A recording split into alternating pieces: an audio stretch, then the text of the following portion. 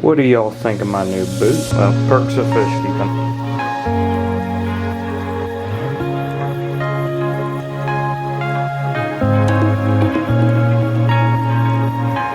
Welcome back to another video, Riverfront fam.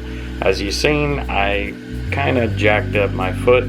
I was on my way down my basement steps into the fish room one evening to feed the fish, and I seemed to have forgotten that there were 3 more steps for me to go down, and well, a fella fractured his foot trying to feed fish. But, you know, it happens. So that is just to explain to you guys where I've been for a little bit, and this is going to be one of the tanks that we change around. I recently ran into an issue where my German blue rams just started dying off. Now, I've had a problem with this tank before in the past where I had gotten a blue-green algae, and I believe it has something to do with the sand, because in all of my other tanks that either have soil substrate or have gravel substrate, I do not have this issue. So I took my German blue ram out of here that was left. It was the larger male. I went ahead and took him and I put him upstairs in our planted aquarium, and he's going to live out his days in theirs. But I do still have 17 babies from one of their original batches. So we're going to get the sand out of here and we're going to put gravel in this tank and go ahead and move those baby German blue rams into this tank to grow out. But before we get into that, let's talk about another tank that we set up. If you recall, we had taken some other angelfish fry up and put them in the fry system to grow out. Well, those guys are almost big enough to go into a grow out tank, and I had this 50-gallon tall sitting around that used to house our red-tail catfish. Up next on the agenda for this evening, our pair of angelfish was ever so kind to bless us with another batch of angelfish, and well, those guys are now free swimming, so we need to go ahead and get those moved into the fry system so they can get their first meal and start growing out. Nice thing about this setup, easy peasy. Turn our air stone off, unscrew this. Sometimes the angel fry will stick to the air stone, so make sure you give it a good wiggle. And then we're gonna go ahead and pull this. We're gonna take all of these angel babies upstairs and dump them into the fry tray. Now, this is what I love about hatching them in the cups. You can dump them straight into a bin.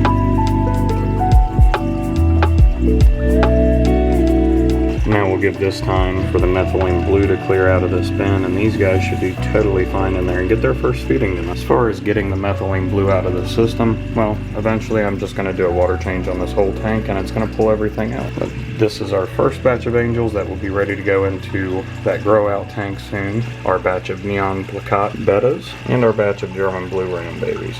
Everybody's alive and doing well. Now that I'm down here to get the rest of this mess cleaned up, I'm actually going to reuse this cup. Now, I use this and I hang it on the side of the tank. That way, as the angel eggs are hatching, I can use that pipette to get out any of the fungus eggs, and I put them in here. And I keep them in here, and by the end of the week, I'm able to get a good idea of the number of bad eggs that this batch contained, which this batch did really well. I've got a ton of fry. I'll go ahead and also remove all of this. We'll get all of this unplugged and set to the side for the next time we get some more eggs to hatch out. We'll get this off of here too. This is just an old piece of glass that happened to be broken in a manner that it just so happened to fit the cup and leave me an opening for feeding and hanging this to pull fungus eggs.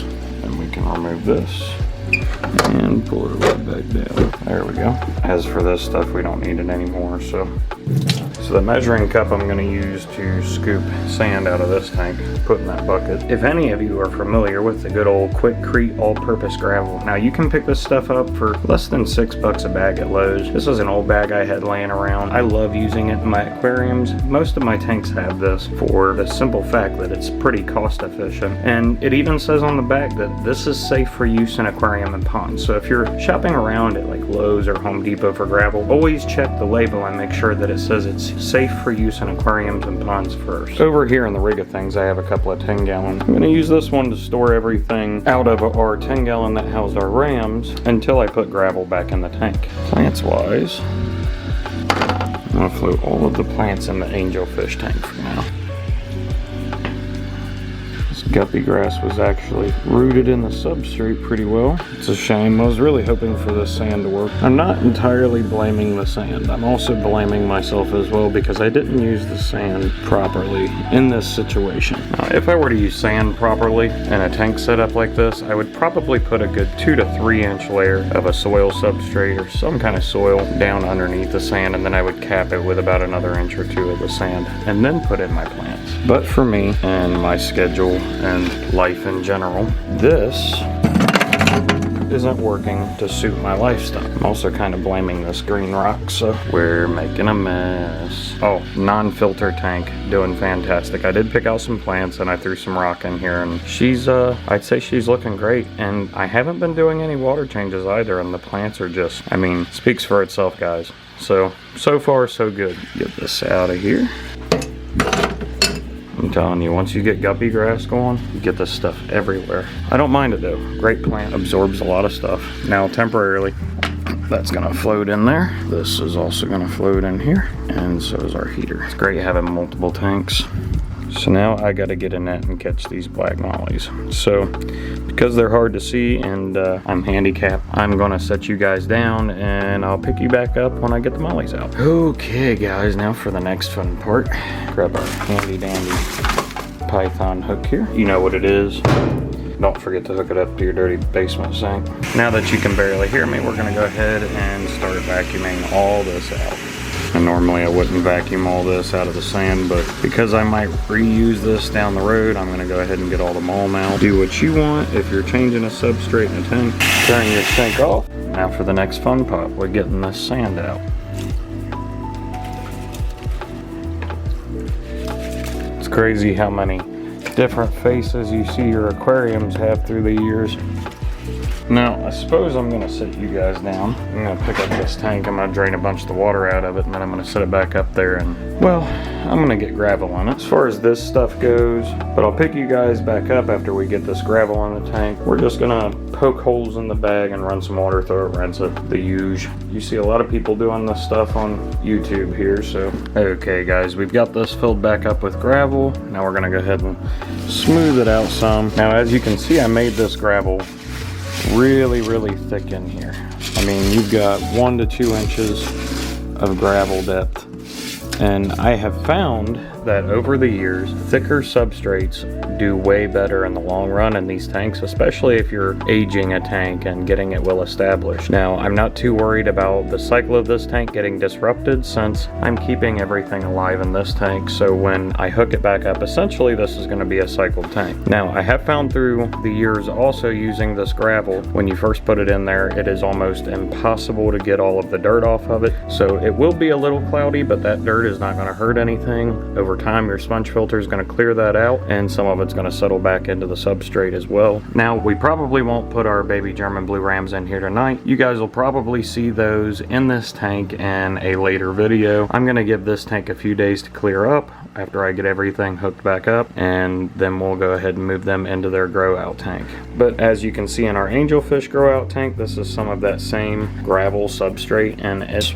doing quite well in here. This water's crystal clear, and soon enough so will the baby German blue ram tank. We're gonna set our python back in there, get some of our old decor to put back in here. Now that we've got our decor back in here, let's go ahead and fill this tank up. Now, I'm not too worried about the water temperature right now.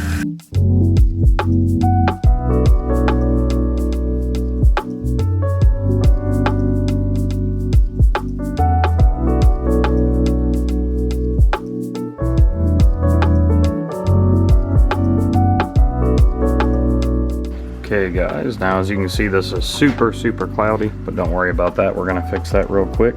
Get our cycled sponge filter back in this tank. Get that doing its job.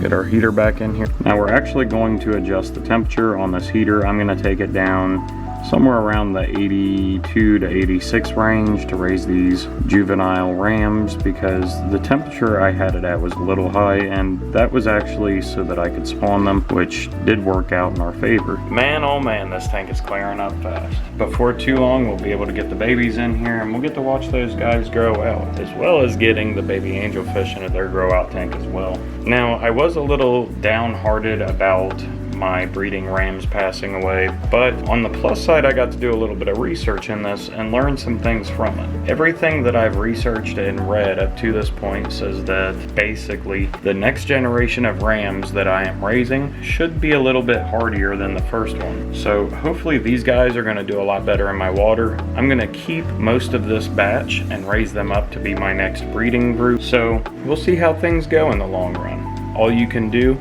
is experiment with things until you get it right. Some things we are successful with and we get right off the rip. Other things take a little tweaking to our methods and takes us getting better as hobbyists with spawning certain species or with keeping certain species of fish. Now, I've been seeing a lot of things on YouTube lately about filterless or no filter tanks and not needing a filter, never doing water changes again. And I'm not going to dive too much into the drama of it, but I will give my input that there is a situation for every type of filtration, whether that be max filtration with a sump filter or using a canister filter or hang on backs, sponge filters as you've seen in a lot of my aquariums, and other things such as the filterless aquarium that I don't do water changes on. There's a situation for whether to do water changes and a situation to not. Now, when you're keeping large fish like cichlids or like some of the monster fish that we keep, then you need more filtration, and I could see doing a bunch of water changes. But under the right circumstances, in a situation where you don't have a very high stock in the aquarium, I do believe it's possible to get away with not doing water changes and only doing top-offs. In that aspect, dilution is the solution, and that seems to be working out quite well. Now, with all of this going on and all of this debate over whether or not to change your water, us setting up this filterless tank gives you guys a chance to see firsthand how it works out in a real-world experiment like your average guy at home. Now, this type of setup may not be best suited for your particular situation. It just depends on the person, really. And something that works for one person might not work for another, and so on and so forth. But at least I can do the experiment and take the bonks on the head so that you don't have to, and try some of these new things in the hobby that some of you might also